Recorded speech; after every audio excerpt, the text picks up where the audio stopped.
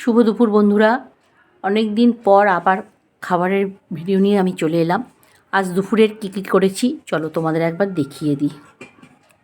এ দেখো, একদম ধোঁয়া ওঠা গরম ভাত, দেখো ধোঁয়া উঠছে পুরো।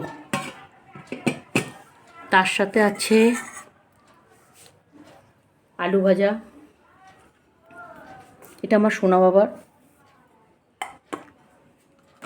তার সাথে আছে এই দেখো বেগুন, পেঁয়াজকলি, আলু, মটরশুঁটি দিয়ে শুকনো লঙ্কা ফোড়ন, কালো জিরে শুকনো লঙ্কা ফোড়ন দিয়ে, ঠিক ভাজাও না, মানে একটু মাখা মাখা তরকারির মতনই করেছি। দেখতে মনে হচ্ছে পুরো ভাজা, দেখো। তার সাথে আছে বাঁধাকপি, মটরশুঁটি দিয়ে। মাছের মাথা দিইনি, কারণ একজন বলবে খাবো না মাছের মাথা, একজন বলবে খাবো, তার থেকে প্লেন পুরো রান্না করেছি মাছের মাথা দিয়ে ছাড়া, মটরশুঁটি দিয়ে, আলু দিয়ে, বাঁধাকপি। আর তার সাথে আছে সর্ষে বাটা দিয়ে মাছ।